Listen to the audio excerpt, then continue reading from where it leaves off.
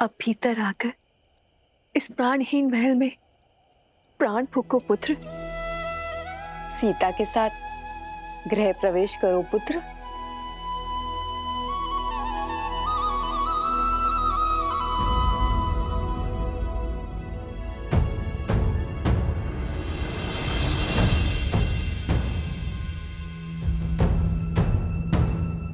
क्या हुआ पुत्र?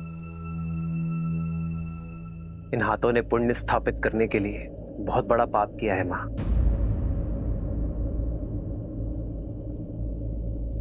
रावण का वध कर ब्रह्म हत्या के पाप से मलिन हुए। केवल आपकी आरती से ये शुद्ध नहीं होंगे मां।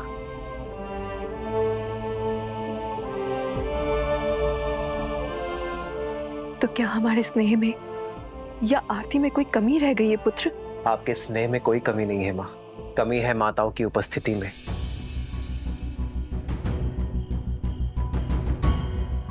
आरती करने वाली एक माता के ना होने में है।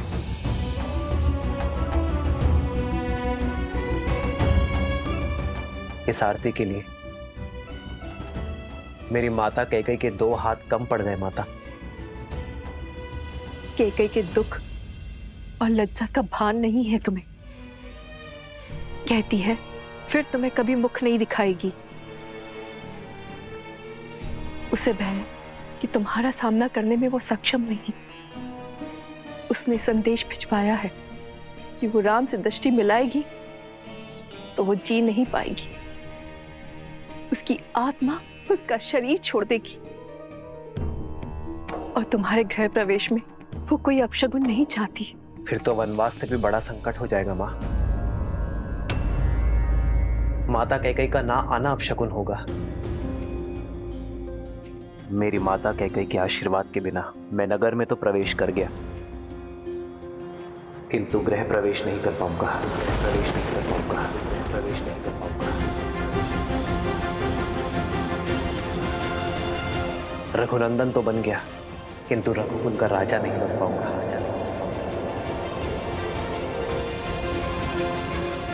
मैं अपनी माता कैकेयी के बिना घर प्रवेश नहीं करूंगा मां। प्रवेश नहीं करूंगा।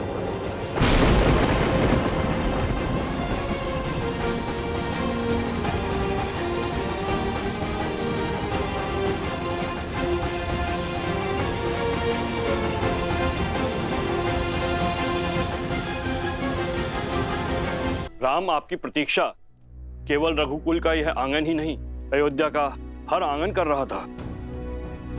प्रजा की प्रतीक्षा को परीक्षा में न बदलो पुत्र, आगे बढ़ो। माता कैकेयी की उपस्थिति के बिना कैसे आगे बढ़ूं आचार्य? जिस माता ने बालपन से अपने हृदय में बिठाया, उन माता कैकेयी की अनुपस्थिति में अयोध्या का राज सिंहासन कैसे संभालूं? भैया, सूर्य का धर्म होता है सबके लिए उदय होना, और केवल एक के लिए वह अपने कर्तव्य से पीछे नहीं हट सकता। लज्जा का भार ममता पर हावी है, और इसीलिए रानी कैकेयी ने स्वयं को एक कक्ष तक सीमित कर लिया है। जब मन में ही ग्लानि हो तो आशीर्वाद के लिए हाथ कैसे उठ सकते हैं? और केवल उनके लिए आप अयोध्या की प्रजा को आशीर्वाद देने उठे हाथों की उपेक्षा नहीं कर सकते। आइए ना भैया, गृह प्रवेश कीजिए ना। घर क्या होता है भरत? दीवारें, छत, या वो आश्रय जो सुविधाओं से तो भरा है किंतु उसमें प्रेम का वास नहीं। घर का प्रारंभ होता है मां से, और यदि माता का मन ही अशांत हो तो घर शांत कैसे हो सकता है भरत? यदि आज मैं अपनी माता की लज्जा का अंत ना कर पाया तो उसी ग्लानि का अंग बनना स्वीकार है मुझे। माता कैकेयी के आशीष के बिना मैं गृह प्रवेश नहीं करूंगा। राम, तुम्हारे कर्म और विचार दोनों शुद्ध हैं। तुमने अधर्म का अंत कर धर्म की ध्वजा लहराई है। संसार का तारक स्वयं ग्लानि के सागर में कैसे डूब सकता है? किस काम के मेरे वो सुकर जो मेरे माता के मन की पीड़ा न हर सके। जो माता की पीड़ा न समेट पाया वो प्रजा का कष्ट कैसे हर पाएगा आचार्य? श्री राम उचित कह रहे हैं आचार्य। इस समय पुत्र का कर्तव्य राजा के दायित्व से बड़ा है।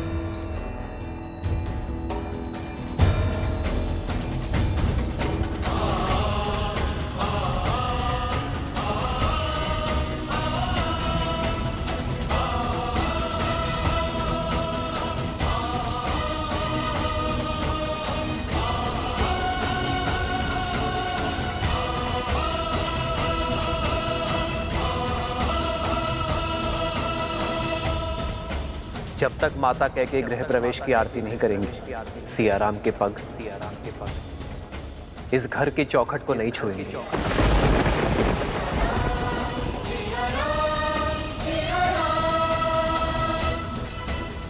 हमें महारानी कैकेयी को बुलाना ही होगा, अन्यथा सूर्यवंश सूर्य सा तेजस्वी राम खो बैठेगा।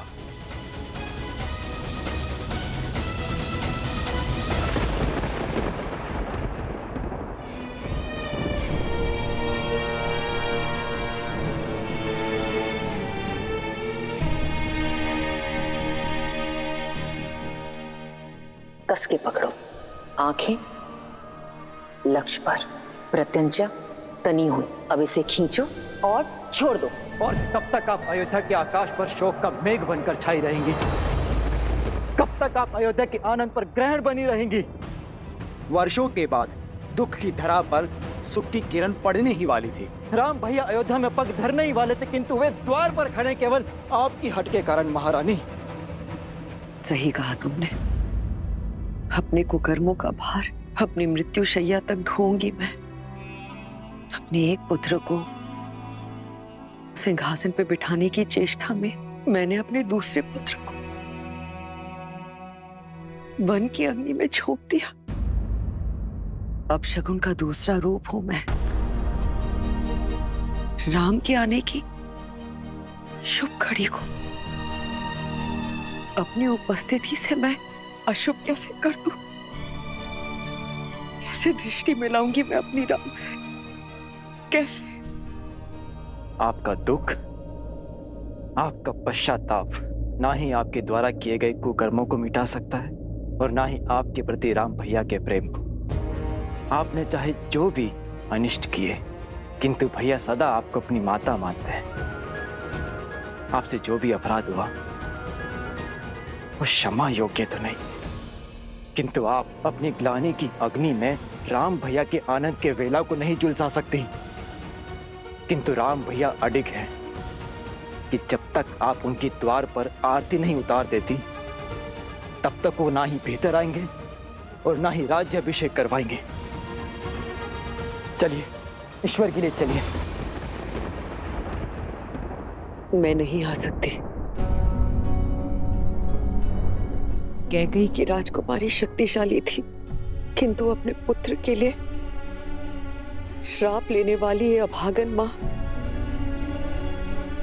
दुर्बल है।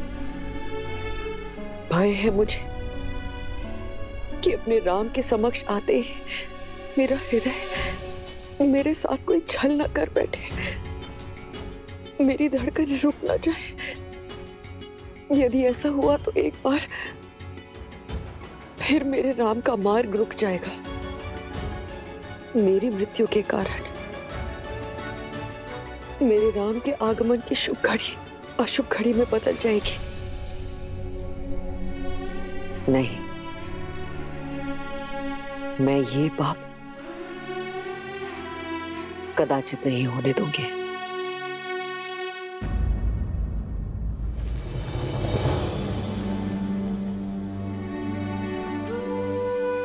आज प्रेम के आगे ग्लानि को झुकना ही होगा। आपको चलना ही होगा। नहीं चल सकती मैं भरत। क्षमा कर दो मुझे। समझाओ मेरे राम को कि मेरा मन और विवेक मेरे वश में नहीं। अब तो प्रभु से सिर्फ इतनी ही प्रार्थना है कि मैं शीघ्र ही अपने राम को राज सिंहासन पर बैठे हुए देखूं। उसके पश्चात मैं निश्चित रूप से अपने प्राण त्याग सकती हूँ। उसके पश्चात मैं तुम्हारे पिताश्री से क्षमा मांगने परलोक जा सकती हूँ। कदाचित तभी मेरी आत्मा को शांति मिलेगी। क्षमा कर दो भरत, क्षमा करो। निर्बलता के इस क्षण में कैकेयी को विश्वास दिलाने का बल देना नारायण, कैकेयी को राम की दृष्टि मिलने का संबल और उसे आशीर्वाद देने का साहस देना। राम के लिए, अयोध्या के लिए कैकेयी का चित्त शांत करना होगा आपको। उसे ये विश्वास दिलाना होगा कि उसका आशीर्वाद श्राप नहीं, अयोध्या की कल की नींव है। हे भगवान, हमें तारिए। 14 वर्ष तक अयोध्या ने प्रतीक्षा के आंसू पिए हैं। इस प्रतीक्षा का अंत कीजिए। अब क्या होगा? महारानी कैकेयी बाहर आएंगी या नहीं? ना आए तो ही अच्छा है, जिसके कारण हमारे राम ने इतने कष्ट भोगे, महाराज दशरथ ने प्राण त्यागे, उसकी तो छाया हमारे भावी महाराज पे पड़नी भी नहीं चाहिए।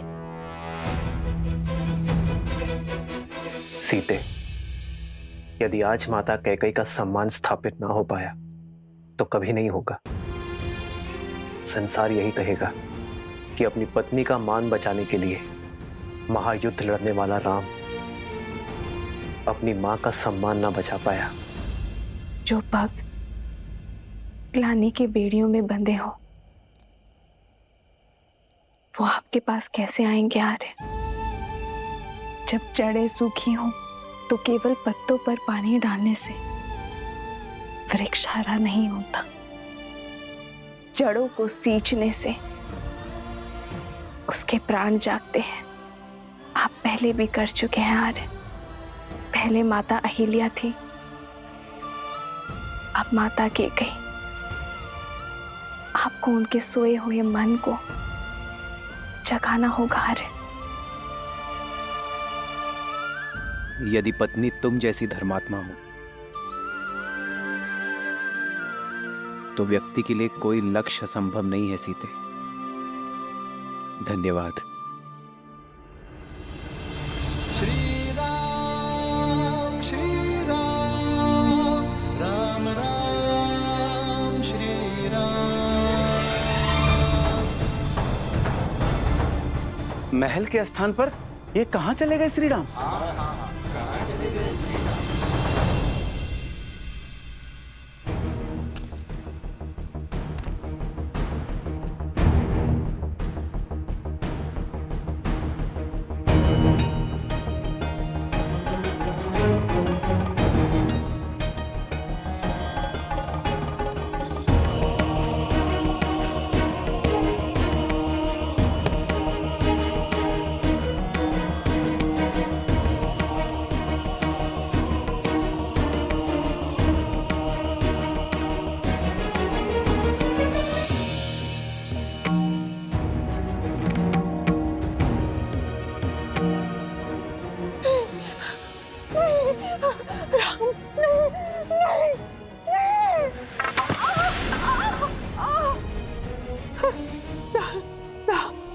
राम, क्षमा करें श्री राम, क्षमा करें। ये दुष्टा अपने सारे अपराध स्वीकार करती है। मैं आपके पग पड़ती हूँ प्रभु। मैं पहले बहुत दंड भुगत चुकी हूँ, मुझे और दंड मत दीजिए, और दंड मत दीजिए। नहीं नहीं नहीं राम, नहीं नहीं।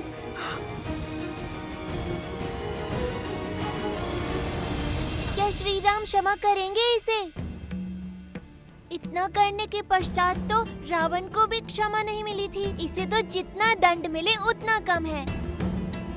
यही तो थी जिसने महारानी कैकेयी के मन में अधर्म का, अन्याय का और ईर्ष्या का बीज बोया।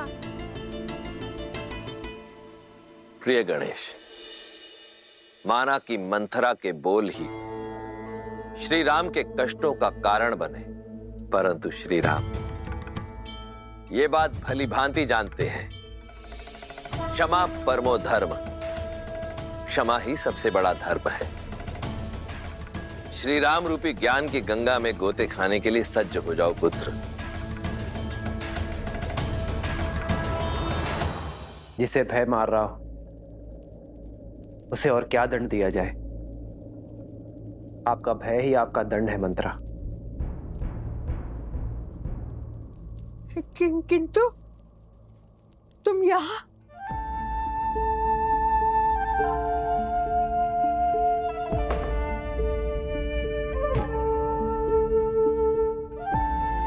मैं आपको क्षति पहुंचाने नहीं, मुक्ति दिलाने आया हूं। कैसे नर हो राम? मुझ पर क्रोध नहीं आता? अयोध्या के 14 वर्ष के दुष्काल का कारण हूं मैं। तुम्हारे वनवास का कारण महाराज दशरथ की असमय मृत्यु का आधार हूं मैं। मेरे इन अपराधों को दंड देने का मन नहीं चाहता। आपने कुछ नहीं किया मंत्रा, ये तो नियति थी, समय था जो ऐसा चाहता था। आप तो केवल निमित्त है मंत्रा। यदि आप नहीं करती तो कोई और करता, किंतु होता यही, ये राम वनवास ही जाता।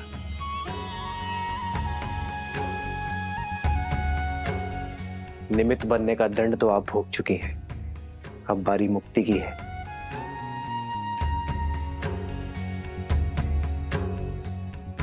आइए आइए मंत्रा।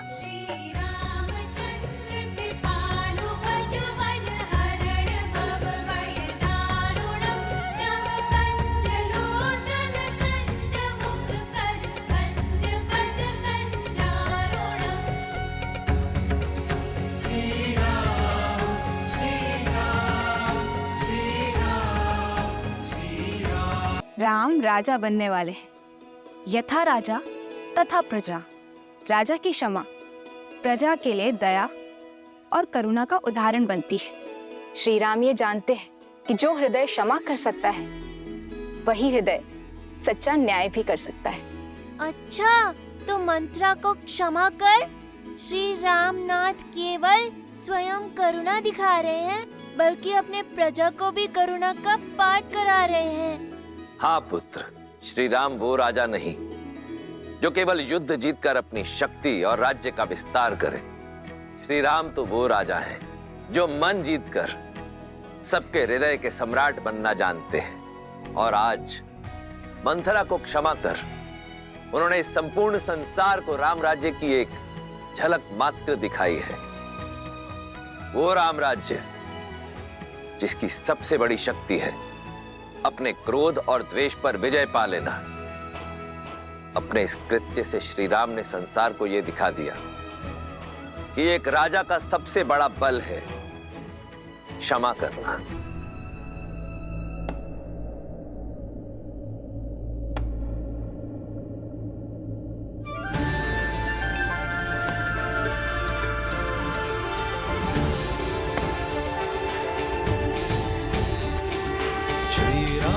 चंद्र कृपालु भजु मन हरण भव भय दारुणम नव कंज लोचन कंज मुख कर कंज पद कंजारुणम कंदर्प गणित अमित छवि नव नीला नीरज सुंदरम पटपीत मानहु सुचि नामि जनक सुत